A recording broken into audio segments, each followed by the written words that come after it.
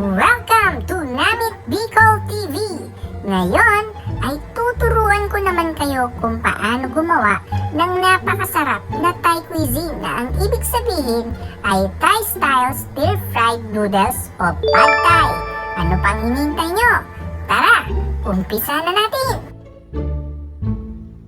Ito ang ating gagamiting mga ingredients. Gagamit tayo ng bawang, sibuyas, ng hipon, ng daong sibuyas, ng firm tofu o tokwa, ng bean sprout, ng rice noodles na nabili ko sa grocery, ng mga dinurog na mani, ng itlog, ng chili powder, paminta, at ng asin.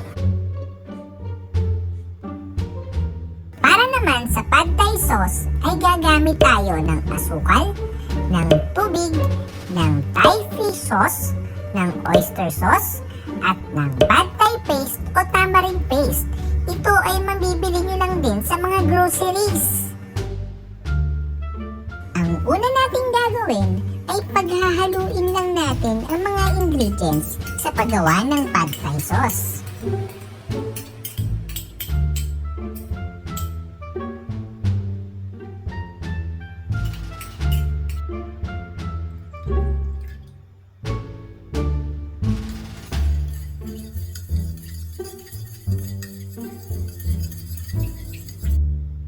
Ngayon naman ay magbababad lang tayo ng 100 grams na rice noodles sa bagong kulong tubig. Ibababad natin ito ng 3 minuto.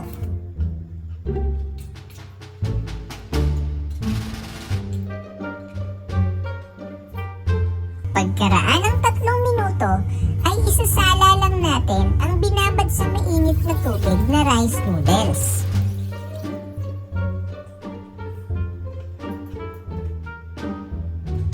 Mahinto muna ang pagkaluto nito ay huhugasan natin ito sa malamig na tubig.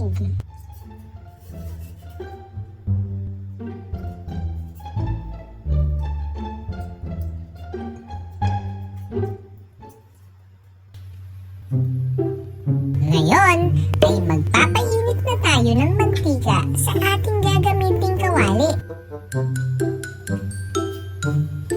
Uunahin muna nating prituin itong mga tokwa.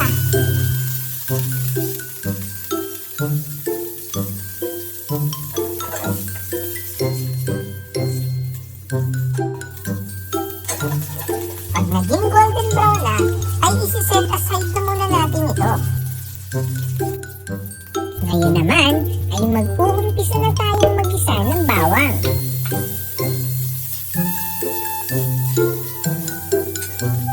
Isusunod ko na ding ilagay itong mga sibuyas.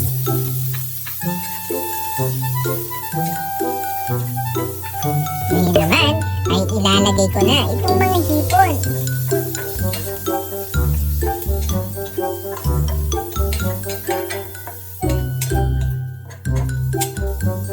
Pagtapos ay ilalagay ko na itong rice noodles. Idadagdag ko na din itong ginawa nating Pad Thai sauce. Ngayon ay stir-fry lang natin ito ng 3 minuto sa medium fire. Pagkaraan ng 3 minuto ay itatabi ko muna ito para makapaglagay na tayo ng itlog.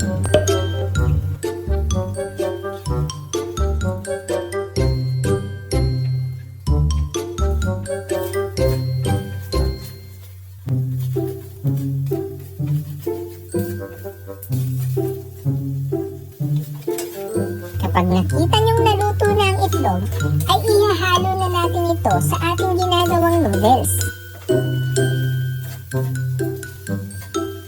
Ngayon naman, ay ilalagay ko na itong pinritong mga tokwa. Idadagdag ko na din itong mga toge at daon sibuyas.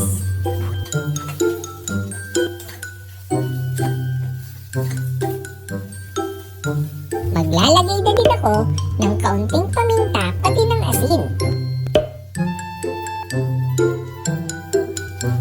Pagkatapos ay hahaluin ko lang ulit ito. A few inches later. Ayan, luto na ito. I-serve na natin. Para magkaroon ng anghang, ay lalagyan ko na ito ng chili powder.